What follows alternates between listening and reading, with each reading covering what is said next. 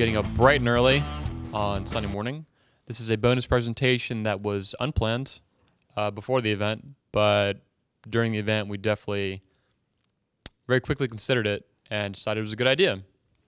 So I will be happy to introduce in just a second Jolly, who is a now 3-year photographer for the event, and by far the most fascinating photographer we've ever had at the event, as if we've had a million, but truly a unique person is going to be speaking next.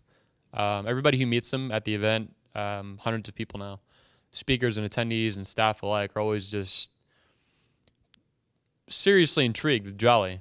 The guy just comes as a photographer, but he has so much more going on behind the scenes.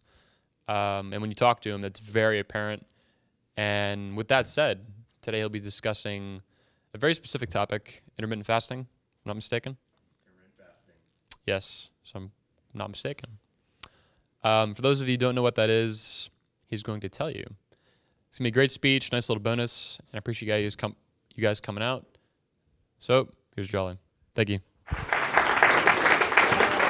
Thank you. Hi guys, I'm Jolly. And most of you may know me as simply a photographer. A lot of you out there who've seen me have seen me around at the conference scene. Last year, I went to no fewer than 26 conferences. Usually I'm pretty easy to recognize. I'm lugging around a big camera, I've got the turban, usually crazy vibrant 5-finger shoes. But the thing is, I do a lot more than just photography. You see, and this may be a surprise to some of you, but I'm a hacker.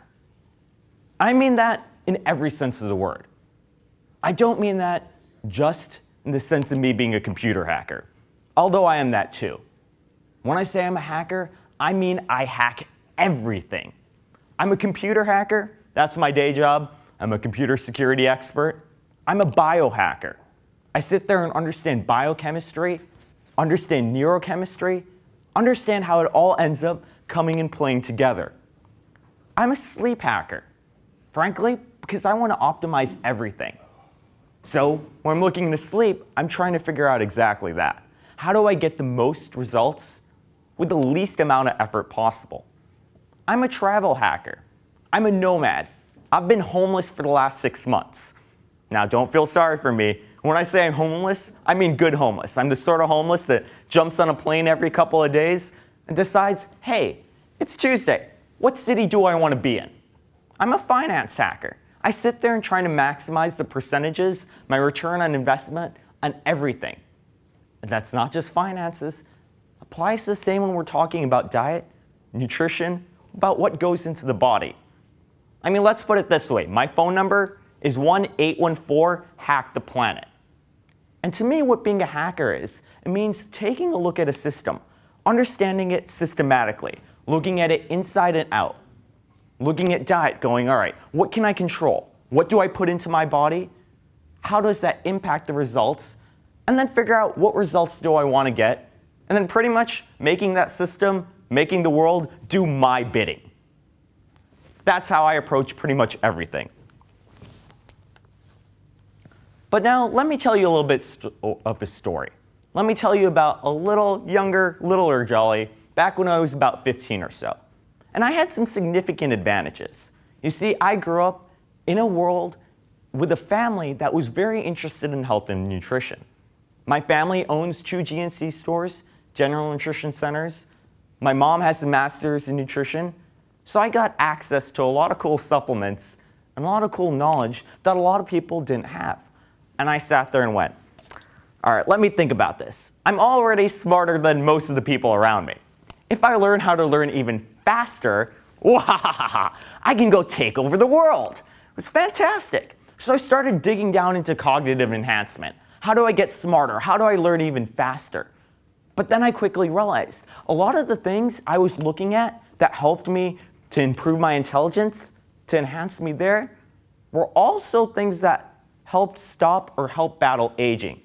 And then I went and sat and thought about it and went like, wait a minute, this old thing, this getting old, this aging thing, frankly fucking sucks. Fuck dying, fuck aging. And then I started researching that and digging down into it. And when I started doing it, one of the first things we started looking at was the diet side of things. And when you look into anti-aging, there's this great idea, this concept of caloric restriction. Fancy words, simply it means, well, guess what? You eat less. But the thing is, when you look at the studies, caloric restriction is the one form of life extension that's been proven to work across pretty much all mammal groups. Simply, when you end up reducing the amount of calories animals take in, they live longer. Their mean lifespan ends up increasing.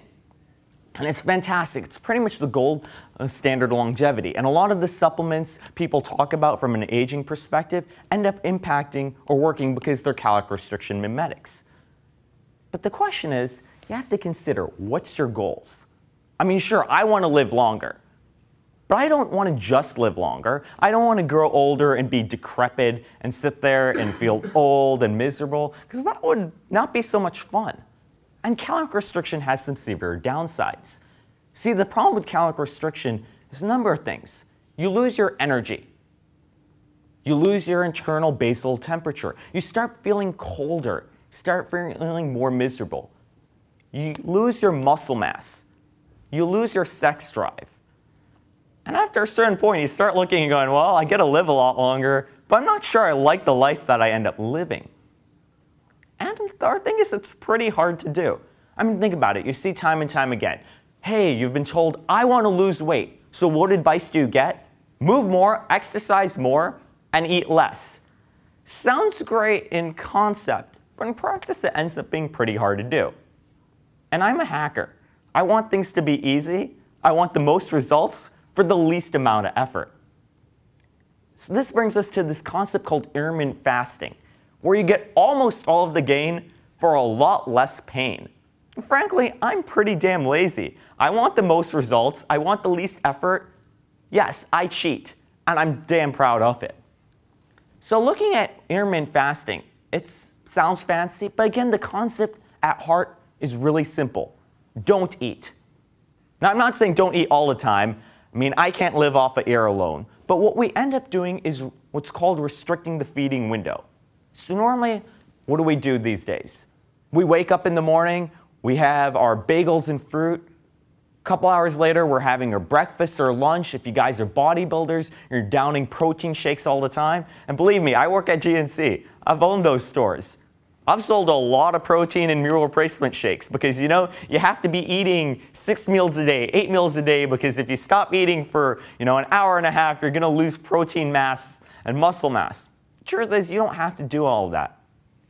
We end up restricting the feeding window. Depending on who you talk to, you restrict the feeding window and fast for, say, anywhere between 16 and 36 hours. And depending on how long you're fasting, depends on what your goals are. Are you looking at more from a longevity standpoint like myself? Or is your goals more alongside of the, hey, I just want to look better naked? But so let's think about it. Why might this work? The thing is, with our modern diets, with eating constantly, what happens is we're constantly in this growth mode. We're pretty much in an anabolic state. But the thing is, we weren't evolved in such an environment. We weren't evolved to be in a state where we're constantly eating and having those growth signals every day, pretty much throughout our waking period. We were designed to alternate this and to have states of catabolism, when your body starts repairing, breaking things down. It's basically this difference between, yes, I want to grow and build and store fat, versus actually ending up burning off that fat. But let's start looking at some of the evidence for intermittent fasting. There is some pretty decent evidence out there. Predominantly, we've got a decent amount of animal studies throughout a lifespan, particularly in the mean lifespan. And the interesting thing here is some people go that, oh, the benefits from intermittent fasting are just caloric restriction. In other words, all the benefits come from people eating less. It's not true. The study is indicating that they get some of the benefits, even if ultimately they end up eating the same amount of calories. Changing that window, changing when you eat those calories, that window of time makes a huge difference. But we also have human studies. Let's think back to Madrid. The year is 1956, and you're in the best environment possible. Guess what? You're in a retirement home. Sounds fantastic.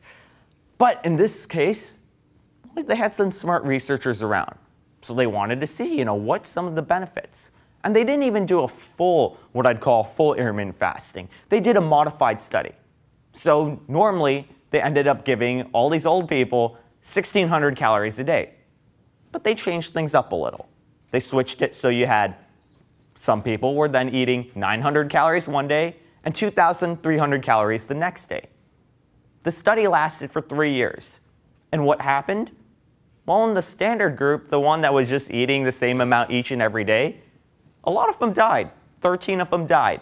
They stayed an average of 219 days in the hospital. But the other group, just by changing that timing and how many calories they ate one day versus the other, only stayed in the hospital 123 days, and he had 6 versus 13 deaths.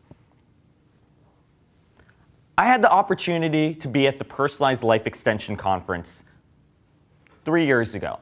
One of my friends, a speaker there, Patrick Friedman, was also talking about intermittent fasting. And he said, hey guys, let me ask you, what's your favorite theory of aging? Are we talking inflammation? Are we talking free radicals, insulin sensitivity? No matter what your favorite theory of aging is, intermittent fasting helps with that. And it seems true. Whether we look at the markers on inflammation, like the TNF-alpha scores, if we look at the amount of free radicals that are being created, the amount of oxidative stress, fancy terms, but simply it means pretty much when we look at the biomarkers. Skylar Tanner was talking about this yesterday. Intermittent fasting helps in all those. We look at things like, say, HDL measurements, your good cholesterol. HDL ends up improving with intermittent fasting. Look at stuff with triglycerides. 3 weeks of intermittent fasting, on men, the triglycerides plummeted. A lot of benefits for not that much work.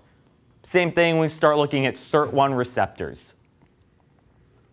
Let me just quote Brad Pilon. He wrote, Eat, Stop, Eat. He says that if intermittent fasting was a pill, then Seller would make $1 billion and win a Nobel Prize. And frankly, it's just that good. So why don't we hear about it? Well, a lot of the times, let's think about it. How much money can I make selling you guys this magic, wonderful concept that, guess what, you don't have to eat as often? On the other hand, if I tell you and I sell you on this story that, well, guess what, you need to be eating every couple of hours, otherwise you're going to lose muscle mass, I get to sell you all sorts of stuff. I get to sell you meal replacement powders, I get to sell you protein, I get to sell you little boxes to carry your food in your lean protein and chicken breast. And the thing is, it's not just from an anti-aging perspective, because I'll admit, that's my bias, but it's fantastic from the body composition standpoint. Intermittent fasting, particularly when you start getting the diet dialed down a little, is one of the best ways to really shred your body for that extra bit of fat loss. We heard it yesterday. Abs are not built in the gym. Abs are built in the kitchen. And it's particularly true. So let's talk a little bit about some more of the details. How do you get started? Some of the regimens. The two that I hear about the most are the Eat, Stop, Eat protocol and Martin Burkham and Lean Gains. Eat, Stop, Eat, it's pretty simple. You eat, you stop, you eat. He's usually advocating about a 24-hour period. And that doesn't mean that you wake up in the morning and don't eat all day. Rather, and I personally do this way all the time, it's basically I'll have a big dinner, wake up, not eat throughout most of the day, and then have another big dinner. That's now 24 hours of not eating. Lean Gains ends up advocating more of a 16-hour fasting window and 8 hours of feeding. The difference really starts being a question of what your goals are. In case your goals are predominantly like, hey, I want to build more muscle and bulk up, I'd say more of a shorter feeding window like a Lean Gains protocol would work out great. If you're looking more from an anti-aging perspective, I'd advocate up to about 36 hours, so a day and a half of not eating. So how do we get started? We've heard other speakers mention diet briefly. I end up telling people low-carb paleo. Let me repeat that again. It's low-carb paleo-style diet. And that low-carb is really important. And here's why. The thing is, if you don't end up eating low-carb, let's take a look at what would happen in your body when you end up eating a meal. You eat a meal, you eat a bunch of carbohydrates, say a bunch of protein. Internally in your body, your glucose starts going up. ultimately your body wants to maintain pretty tight control over glucose levels. So it ends up releasing a hormone called insulin, which starts taking this glucose, starts trying to store it. It's basically a storage and growth hormone. So it takes this glucose, assuming your muscle glycogen stores aren't depleted, you didn't just work out, and starts trying to store it. So now your insulin levels are raised.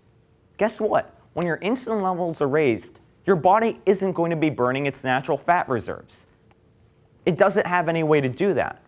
So what happens? You had this meal, you had your lunch, and a couple hours later you're looking around and all of your coworkers, their energy levels are crashing, they're miserable. Don't do it that way. This is why I end up advocating a low-carb approach. When you end up eating low-carb enough, your body's mostly staying in a state of ketosis. In essence, your body's burning fat for its energy, not for carbohydrates. And now it means you can go so much longer without eating because your body's using what it should be using for its energy sources. It's fat. Think about it in an ancestral environment. It'd be ludicrous to think that we needed to eat every couple hours because, you know, we've got a McDonald's in every savannah corner. That just wouldn't end up happening. And personally, I start just looking at it from this combination. I look at it from the biochem, like, okay, here's how it plays out on the glucose levels. I look at it from the ancestral environment, just thinking that naturally, if we think about it, we weren't evolved to be eating constantly. We'd have times when we were hungry, times when we were not. And then I just look at it as, frankly, what works. And the thing is, for me, it makes my life so much easier. I tell people that my secret superpower is I can go a day and a half without eating. And it makes my travel in life just that much easier. It means I land in a city, I don't have to be rushing going, okay, I need food right now. I've got bad meal choices. Guess what? That's fine. I don't have to eat them. I wait until I've got something good to eat. People say, but that hunger's hard. Well, one, if you're eating lower carb, it makes it a lot easier. And two, the studies show that after about 4 weeks of starting to do intermittent fasting, your baseline hunger levels drop significantly. In other words, you get used to it. And not you get used to it because you're used to dealing with the hunger, but frankly, your hunger levels go down. Your body starts adapting because that's how it's supposed to do. It adapts to what you feed it. It adapts to the world around it. Same thing you hear people talking about, but I need my protein shake and my pre-workout supplement and my creatine and my beta-alanine and my nitrous oxide and whatever the latest sports nutrition supplement is out there, because otherwise I can't work out. Now once again, let's think about this. You're a hunter-gatherer. You're going, I'm hungry, but before I go out and go kill something, I need to eat before I go out and kill something so I can eat. Let's just think about that logic, bro. Doesn't make sense. Let's now talk a little bit about some modifications. One guy I know talks about this protocol, IFOC. Simply, intermittent fasting on crap. Now, I will admit, I personally don't advocate this method. I'm a biohacker. I want the most results. I want to optimize everything. But I will say, in case you're just trying to get some easy wins, intermittent fasting on crap is significantly better than just eating crap. Modified intermittent fasting. We heard Dave Asprey, or he will be speaking later today. Dave, Bulletproof executive, great friend of mine. He talks about a protocol called Bulletproof intermittent fasting. His protocol's fairly simple. You eat dinner by 8 p.m., you wake up in the morning, you have coffee, but not just standard coffee. Take coffee, you blend a ton of butter in there, a little bit of MCT oil. MCT oil, it's medium chain triglycerides. People will say you can use coconut oil. No, use MCT oil. There's reasons behind that. Blend it. Blending is very important. And people look at me sometimes, it's crazy. I love doing this. Like, I'll work at Wall Street a lot. You'll see me a little shaker cup, making coffee, putting 14 ounces of coffee, 7 tablespoons, not teaspoons, tablespoons of butter in there, a little bit of MCT oil, blending it up. People are like, you're going to get fat. I've got an APAC, bro. I don't think I have to worry about this. You're going to get heart disease. I run my blood work all the time. I'm pretty sure I know what I'm doing. Blend it all up. That's about 1,000 calories right there. Keep going. Don't eat until 2 p.m. then eat for about a 6-hour feeding window. One of the really, really cool biohacks when you start delving down into this is, so there's this process called autophagy. It's basically when your body starts repairing and recovering. But the thing is, autophagy stops when you start getting nutrients in. Because it's simple, like I don't need to scavenge my body for waste products and use those to build when I can actually just take in the food that's coming in. But the thing is, what stops autophagy for the most part seems to be carbohydrates and protein. Fat, for whatever reason, don't know why, doesn't seem to stop the process of autophagy, which means you can pretty much have your cake, or frankly, have your butter and eat it too. You can wake up in the morning, you can have fat throughout the day, get pretty much all the benefits for intermittent fasting without actually having to fast. And this particularly works great for the women out there. Because if you think about it, women, well, they were designed, in a lot of ways, they're the reproductive hosts. So they don't handle that same level of stress as men. Men were pretty much evolution's playthings. If we lose a lot of us, it's frankly not going to matter all that much. So the stress ends up impacting women a lot more. So I tend to advocate longer feeding windows, shorter fasting windows, or just simply having that fat in. Another friend of mine, Josh Wheaton, he talked at the same Personalized Life Extension Conference, which I highly recommend, just a couple months ago. His process is basically eating 5 days a week. He eats pretty low carbohydrate. 2 days a week, he eats really low protein. And every day, he eats high fat. Same sort of thing. You get most of the benefits. Now, personally, I tend to advocate just doing pretty much strict intermittent fasting or intermittent fasting plus fat. So a little bit more about some bonuses. I mentioned the coffee plus butter plus MCT oil. But you ask why? So here's the thing. There's this pathway called mTOR. It's mammalian target of rapamycin. And all you science and anti-aging geeks are starting to light it up in the audience. And yeah, I get fascinated by it too. But there's a couple things that really hit that mTOR pathway. Some of the stuff we've heard about it before. Yesterday, we heard Skylar talk about, lifting heavy things hits mTOR. Intermittent fasting hits mTOR. Coffee hits mTOR. So what we're talking is synergy. You get all these different things together that, in the end, you get a lot more of the benefits. And why MCT oil? That medium chain triglycerides, it's basically a source of ketone bodies. Straight source. Your body can't store that. It pretty much has to burn it or let it go. So what it means is your body can stay in this process of ketosis even longer, even in the process or even in the environment when you still have a little bit more carbohydrates. It's fantastic. So let me tie this all in together. Intermittent fasting, simply you're reducing your feeding window so you have times when you're eating and when you're not. But it works best in conjunction with other things. I posted this on Twitter a little while ago. It's fantastic. Jolly's Guide to Six-Pack Abs in 140 characters. The prescription's pretty simple. Do a low carb, and low carb is very important, paleo style diet. I'm a big fan of the bulletproof exec type of diet. Why? You keep those carbohydrate levels low while minimizing some of the toxins and poisons and other things that we end up eating a lot of times. Plus intermittent fasting. Pretty self-explanatory by now. Lift heavy things. And I don't mean that you go to a gym and lift those 2 or 10-pound dumbbells because you think you're lifting weights. I mean lift heavy things. Go deadlift. Go squat. Sprinting. High-intensity interval training. Look at doing something like Tabitha sprints. From shredding fat loss, the Tabitha sprints, those high-intensity interval trainings plus low-carb plus intermittent fasting, some of the most useful protocols I've seen. For bonus points, if you're going to do carbohydrates, eat them all in a small window, ideally right after workout, and then top it all off with that coffee plus butter and MCT oil in the morning. It's a prescription, but it's a biohacker's prescription. It's how to get the most amount of results with the least amount of effort. Any questions? Go for it.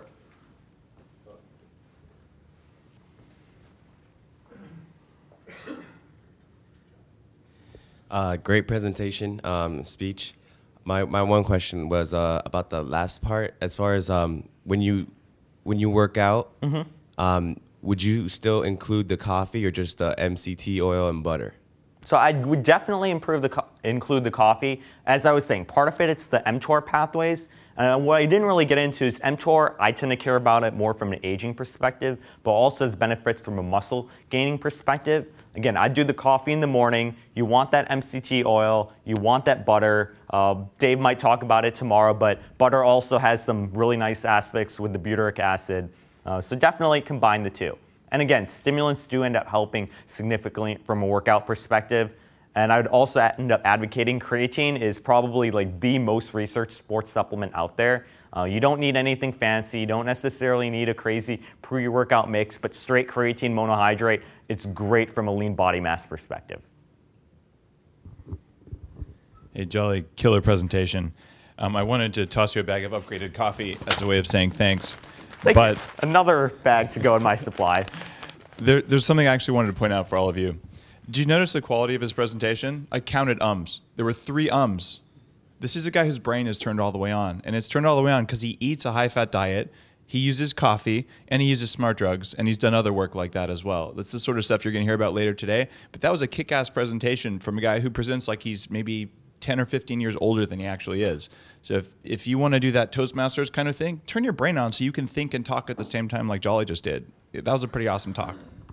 I'd like to mention one thing there.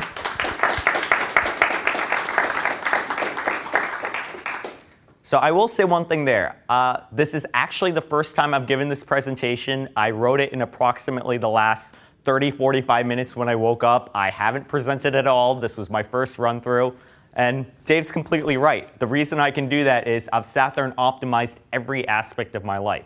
Sat there and optimized the diet, optimized the nutrition, optimized the supplementation, so that way I can pretty much do whatever life throws at me. Asked to give a presentation?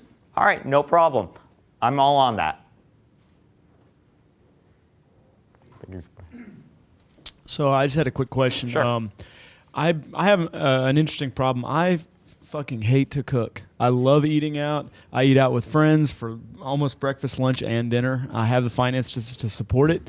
So, and in the past, there's been a run where I ate heavy on meats, things like barbecue joints with no additions to the meat, just dry rub.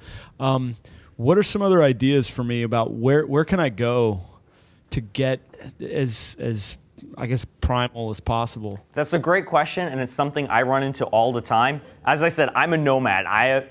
So far this year, I've racked up probably 90,000 miles. Literally, I'm in a new city every couple of days. And there's some things you can do. Again, intermittent fasting makes it a lot easier because you don't have to be eating every couple of hours. So it's not like, okay, I've only got crappy McDonald's joints. Some other things I end up doing is I travel with a little BPA-free container of Kerrygold butter. I do Kerrygold, the unsalted kind, because one, Kerrygold is grass-fed, which is fantastic. Plus, the unsalted version is cultured, which ends up increasing the amount of butyric acid in there. Again, more benefits. I travel with a little Go-Tube container of MCT oil, and I pick the best options I have possible. If you're living that lifestyle, you're traveling, you don't have the best choices, you do end up having to pick and choose. So when I'm out, I'm often asking for meat. I'm asking for fish, especially when I can find it. I didn't get into this, but from a diet aging perspective, you want to look into your omega-3, omega-6 fatty acid ratio. Pretty much all my diet's targeting towards keeping insulin and glucose levels down or keeping chronic inflammation down. So because of that, I end up eating a lot of fish. I eat larger meals because you end up still having to get those calories in. It's just that I'm compressing the amount of time I'm eating. And you end up looking at things that make cooking a lot easier. I'll sous vide a lot of meat if I'm living in one spot. I will also end up just cooking a ton of stuff at once and then just eating it next couple of days. Again, doing the bulletproof coffee thing will end up increasing, because right there I'm eating 1,000 calories, and that's, again, pretty easy to travel with. And I can talk more about it offline, or if you've got questions, just ping me. Did you have a question? Yes, sir. Just want to see if you had any advice for the transition period getting into intermittent fasting when you still get the cravings and the hunger, because I know when I'm really hungry, I can't concentrate. Oh, definitely. I mean, it makes perfect sense. That's why I said, I don't say just, hey, you immediately hear my presentation, you think it's fantastic, and immediately go jump in and stop eating. Because think about it, if you told your coworkers to do that, they may get pretty mad and may not be so good for a stress perspective. That's why I highly advocate starting off with a low-carb, paleo, bulletproof executive, etc. style diet. What you're doing is you're taking some time first to transition your body from eating what it's used to eating lower carbohydrate, so your body is used to using its fat sources as an energy source. Once you get that, then you can start putting in that intermittent fasting, putting in that modified intermittent fasting. Because face it, you've been eating probably all of your life this way. You don't want to just change that overnight. You'll end up sliding back. You'll start feeling miserable. The other thing to keep in mind is it does get better. That's why I said I've looked into the research. After a couple of weeks of intermittent fasting, your hunger levels go significantly down towards your baseline. Because the thing is, most of us are not used to being hungry. Most of us, we're lucky. We live in a Western world. We can get food pretty much whenever we want it. What we call as hunger isn't hunger at all. Part of it is just frankly getting used to it, manning up.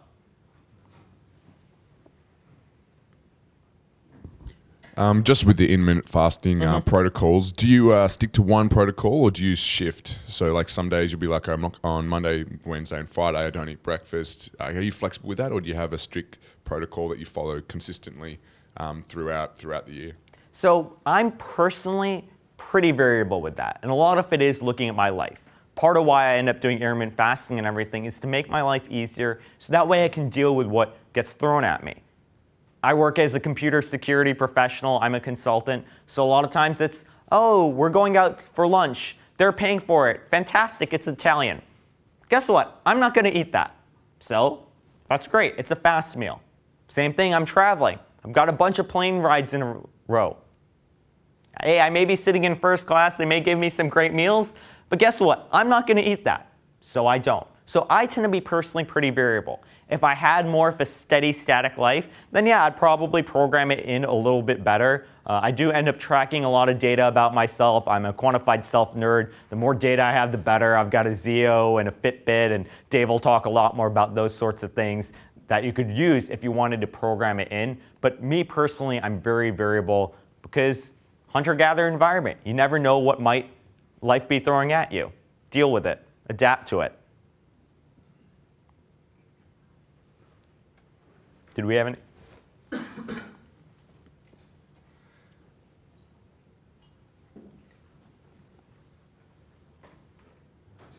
Hey, great presentation.